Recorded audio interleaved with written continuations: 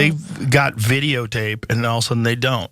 You know, you have the director of the FBI on this show saying there's no tape. If there was, nothing you're looking for is on those tapes. Like, what? Why did they say there was thousands of hours of tapes of people doing horrible? Why did they say that? Joe Rogan has officially broken his silence on the Epstein cover-up. He did so on his podcast, The Joe Rogan Experience, and we should watch more of what he had to say. Yeah, she said it literally, I think a week before you had the FBI director sitting here telling you there was nothing, right? She said something about that there was like thousands of hours of tapes of people doing horrible crimes. There is. And didn't the FBI dude say that there was nothing? Kash Patel said there's nothing you're looking for. Oh, okay. Okay. I mean, what am I going to do? I'm going to push back. Right. No, I mean, of course. I obviously, understand. He's saying what he has to say. Right.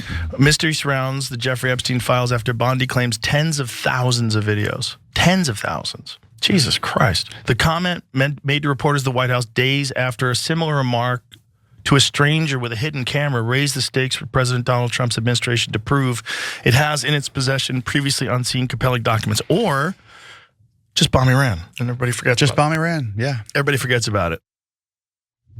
So before I go to you, Cenk, I want to show the audience what they were referring to when they mentioned Kash Patel.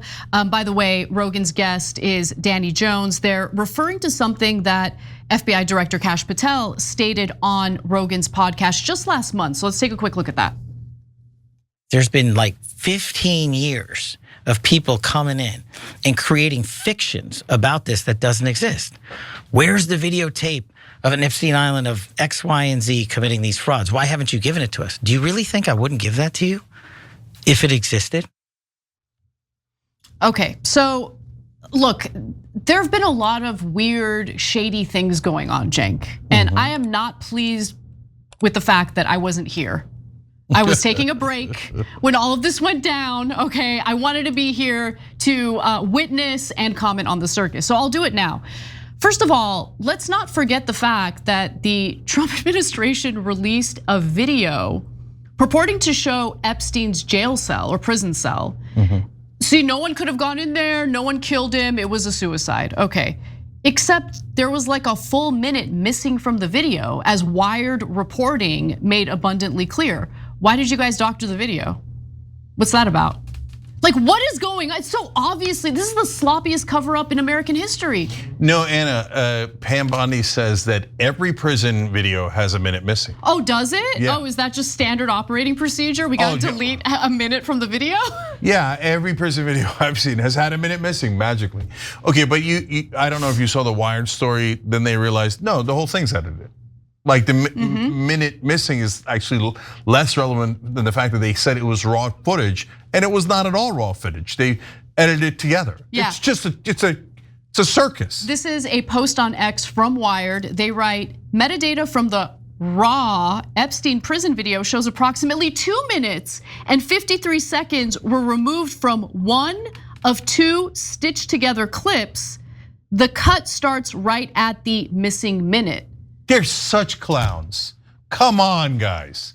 Come on. Do they think we're all like senators who don't understand how technology works? Like, right? Like, no, well, I hear it's a series of tubes and you can't figure it out. So, look, even we'll talk about this a little bit later in the show too. But even Candace Owens literally said to the Trump team, "Do you think we're stupid? Do you think your entire base is full of idiots?" And they'll just believe whatever you say. They do think that. Well, I mean, so what's interesting is that establishment like libs, right? Rad libs, yeah. Rad libs that are like, think the base is stupid. Right, the rad libs and the Trump team agree about how stupid the MAGA base is. Yes. Like, so they have both sides have enormous disdain for the Trump voters. I got news for you, Cenk, okay? Politicians in general have deep disdain for the American people. I think that's pretty clear 100%. In the way that they operate. And guys, to that point, real quick, so two things about Biden. People are like, oh, I don't like it when you bring up Biden. Sad day for you, man. This is about, because we're talking about what is the American government, right? Because Biden also had a strategy called Trust Biden. And so that was for the bills, and they told progressives, don't, just like Kash Patel in that clip, do you not trust me? I'm saying that there are no tapes. Trust me, bro. And so that's what Biden did too. But and they then parlayed that into, now remember, when Joe Biden tells you that he's young and dynamic and he's the best Democrat in the country to run against Trump, trust me, bro. You're gonna have to trust me. And the Democratic voters in the beginning trusted him until they saw with their own eyes the debate. And now the Republican voters trusted Trump, but beyond the Republican voters, Joe Rogan and a lot of those guys trusted Trump. Yes, yep. But now this is kind of like the Biden debate, where they're seeing him melt down right in front of their eyes on the Epstein files and insult their intelligence. Yeah. Like the Democrats were insulting Democratic voters' intelligence. Exactly, I'm glad you added that last part, because for anyone in the audience who gets upset at any insulting conversation toward Biden, why are you loyal to a guy who thought you were stupid? Okay, why are you loyal to someone, and why do you want to provide cover for someone who was so egotistical, so narcissistic, that he decided to run for re-election, thus creating the very situation that we're in this at this very moment? Yeah. Okay, no, you should never be loyal to any politician. They're politicians. What's wrong with you? Yeah, now back to Rogan. So look, there was a theory that he was in a cult and he was MAGA and he was a fascist and he was all those things. And that so he was going to just bend the knee to Trump on everything. How's that theory working out for you? So look, people can make all sorts of excuses. They can move every goalpost in the world. Oh no, it's just about immigration. It's just about Abrego Garcia. It's just about mass deportations. It's just about Öztürk and Mahmoud Halil being taken away. It's just about attacking Iran. It's just about Epstein files. Bro, what's left? Okay, and by the way, it's just about adding 3.3 trillion to the debt. So there were things that Trump has done that certainly his base was very happy with. There's things that Trump has done that Rogan and the other guys, I assume, we're happy with, but we haven't seen any of those clips. But I assume it, right? Yeah. Right. So I'm sure there is. But are they now saying what the F to like a half a dozen super important things he did? Yes, and you're seeing it with your own eyes. Absolutely. And guys, the reason why that's so important is because those voters that listen to Rogan and Theo Von and Tim Dillon and all those guys, and Andrew Schultz, who's now furious with Trump, right?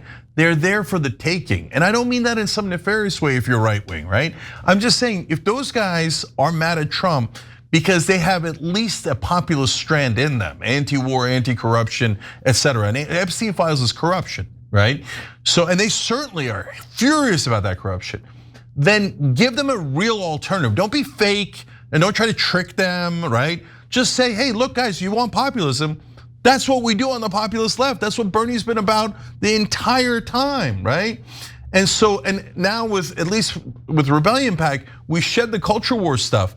There's no reason, like populistplank.com, those 6 things are supernova popular with everyone, left, right, and middle. So there is a real alternative out there. By the way, mainstream media never covers that. So why it connects to this conversation is when the Rogans of the world begin to turn as they are, take yes for an answer, go talk to them, and invite those voters to the right place where they actually belong. Not with establishment Democrats, not with establishment Republicans, and not with Trump. Every time you ring the bell below, an angel gets his wings. Totally not true, but it does keep you updated on our live shows.